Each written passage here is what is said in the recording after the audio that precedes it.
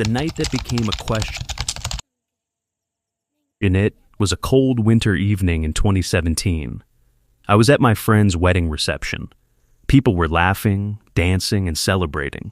But I sat in a corner asking myself, why do I feel so alone in the middle of all these people? When I got home and closed the door, something shifted. My breath slowed down. My shoulders relaxed. A strange, quiet peace settled over me.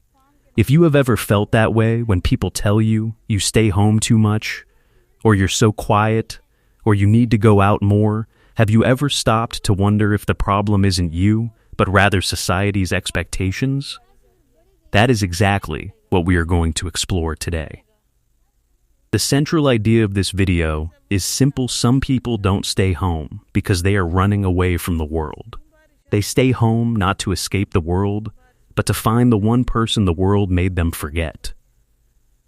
Themselves, Swiss psychiatrist Carl Jung introduced a powerful concept called the persona. It comes from the Latin word for mask. According to Carl Jung, every human being puts on a social mask to survive in society. At work, you wear the mask of a professional. At home, you wear the mask of an obedient son or daughter. With friends, you wear the mask of the funny, easygoing companion. This mask is not inherently bad, it is a social necessity. But the problem starts when you wear it for so long that you forget what your real face looks like. That wedding night, my exhaustion was not because of the people. It was because of the role I was playing in front of them. Jung believed that the journey toward individuation, the process of knowing your true self, begins when you take off that mask. And that removal often happens in solitude. People who love staying at home are often tired of performing. Their home is their sacred space, where they can finally breathe without pretending. In that sacred space, you finally remember who you were before the world told you who to be. Did you know that when you were sitting quietly, doing nothing at all, your brain is not switched off? In fact, it begins its most important internal work. Neuroscientists call this the default mode network, M. This is the system responsible for self-reflection, analyzing the past, planning the future, and creative thinking. Have you ever wondered why your best ideas come in the shower, while falling asleep, or right after waking up? It is because your brain is quiet and alone at those moments. It is not distracted by external noise. But in the modern world, we are destroying this system. We fill every spare second with our phones. Waiting for 5 minutes? Open Instagram. Eating lunch? Scroll through YouTube. As a result, our brain never gets the chance to look inward. People who enjoy staying at home give their brains this much needed silence. They sit, think, plan, and reflect. In this stillness, they solve complex life problems while others keep running through the noise. Silence isn't empty. It's full of answers you've been too distracted to hear. Research shows that roughly 15 to 20% of people are highly sensitive. Their nervous system processes information much more deeply than the average person. They notice subtle tones of voice. They read tiny facial expressions. They pick up on hidden emotions almost instantly. If you are one of these people, a simple evening out can give you as much data as an average person absorbs in a whole week. This is exactly why such people feel exhausted when they get home.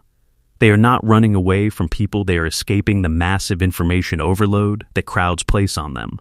I experienced this myself. 1 hour at a party feels like 10 hours to me. When I get home, I feel like a data center that desperately needs to clear its cache. This is not a flaw. It is a unique ability. And because of this ability, highly sensitive people understand their inner world much better than others. If the world overwhelms you more than others, that's not weakness. That's depth.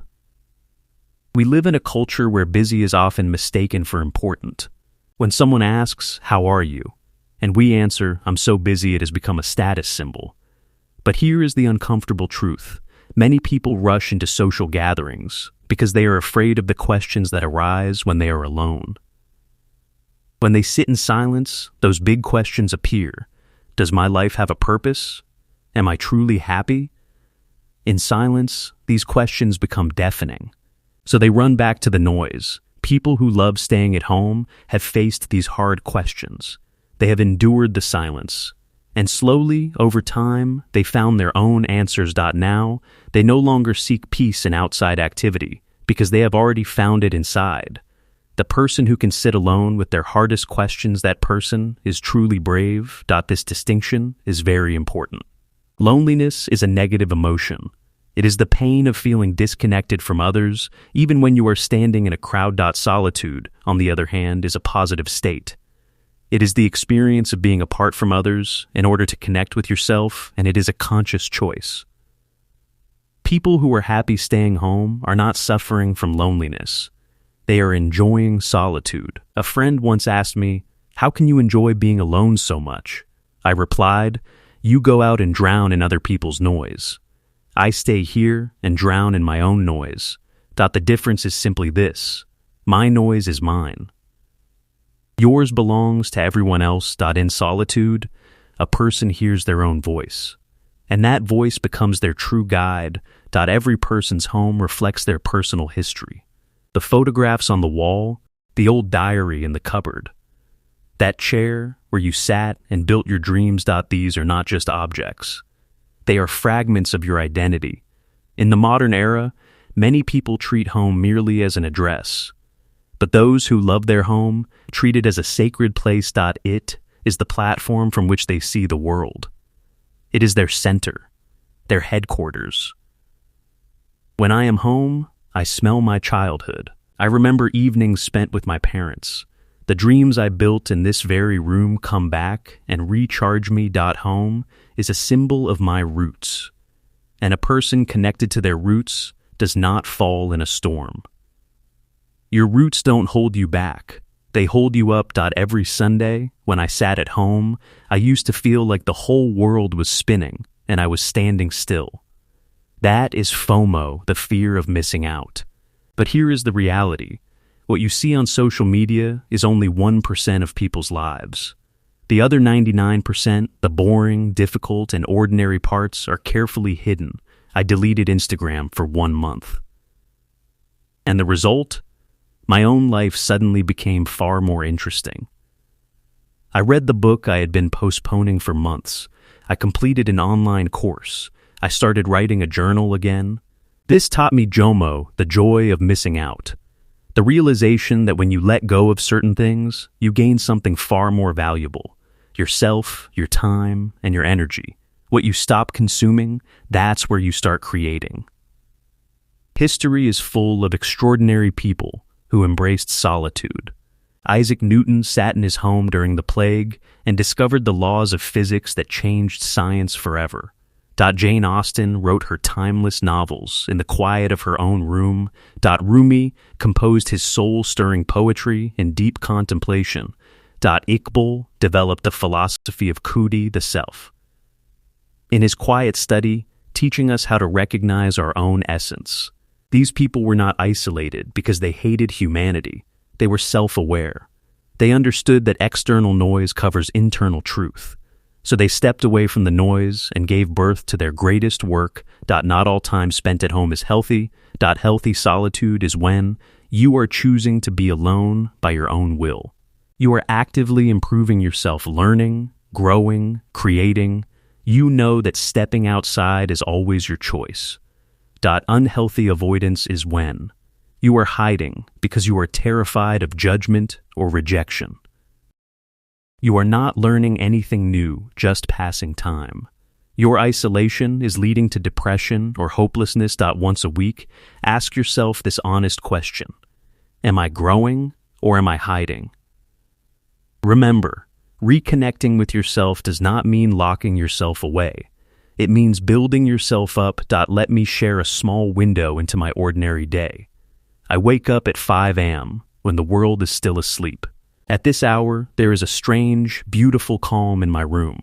I make a cup of tea, sit by the window, and spend 1 hour in silence, thinking, planning, or simply watching the birds. From 6 to 9 a.m., I enter my golden hours. I write, read, or learn a new skill.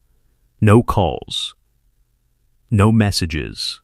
just focus. Afternoon is for conversations with friends and project work. In the evening, I take a short walk outside, enjoy nature, and later write in my journal about the day's experiences. This routine does not isolate me from the outside world. It prepares me for it. It ensures that when I do step out, I have a calm mind and fresh ideas to offer. When you protect your mornings, you protect your mind. Psychologists talk about a concept called the secure base. It is a safe haven from which you can confidently explore the world. For me, home is exactly that. It is the place where I am without any conditions. No makeup, no anxiety, no expectations. Just me and my existence. When I face a failure or disappointment in the world, I know I have a home to return to. And just knowing that gives me the courage to step out again. Home is the engine of my spirit. And when the engine is running smoothly, the journey ahead becomes much easier. Society constantly tries to fit us into a mold. Why are you so quiet? What's wrong with you? You only live once. Why not go out and enjoy it? But have any of these people ever stopped to ask what you actually prefer? Psychologists use the term authenticity, living in alignment with your true nature. When you live against your nature, you experience deep inner conflict. People who love staying home have learned to respect their authentic nature. They don't see their quietness as a flaw. They see it as a virtue.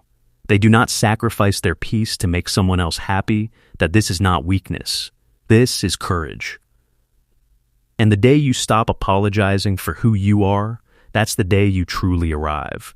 I want to give you a small challenge. Tonight, before you sleep, turn off your phone, turn off the TV, turn off the music. Just sit in complete silence for 10 minutes. The first 2 minutes will feel uncomfortable. Your hand will reach for your phone. Your mind will race toward tomorrow's to-do list. But wait, by the 3rd minute, a gentle calm will begin to settle in. By the 5th minute, some old memory might surface.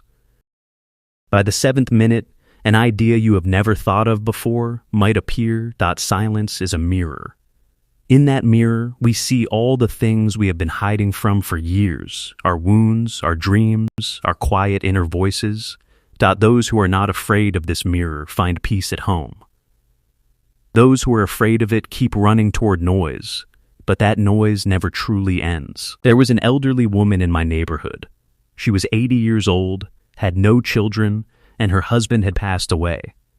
She often sat on her porch, feeding breadcrumbs to the birds. People used to say, "Poor thing, she will die all alone." One day I asked her, "Aren't you afraid of being alone?" She smiled and said, "Son, I am not alone. I have my memories. I have my books. I have my God. And most importantly, I have myself. I spent my entire life trying to make others happy. Now I am finally learning to make myself happy." That woman became my teacher. She taught me that home is not just 4 walls, it is a spiritual state. And those who have found that state are never truly alone. Conclusion: your home, your strength. So here is the takeaway from our long conversation today. If you love staying at home, it is not a disease. It is not a weakness. And it is certainly not a crime. It is a choice for your mental health, a choice for your peace, and a choice for your own identity. It is a declaration that you are tired of the noise that stops you from hearing yourself. It is a sign that you have given your brain the silence it needs to create, reflect, and thrive. Remember, the world keeps running, but the race never ends. The world keeps making noise, but noise rarely carries truth. You are quiet, but your silence is proof that you have found yourself. Make your home your temple. Make your room your sanctuary, because the person who finds peace within their own home carries a light that brightens the world around them, and that light never stops shining. Goodbye for now. Take care of yourself, take care of your home, and most importantly, take care of your own existence.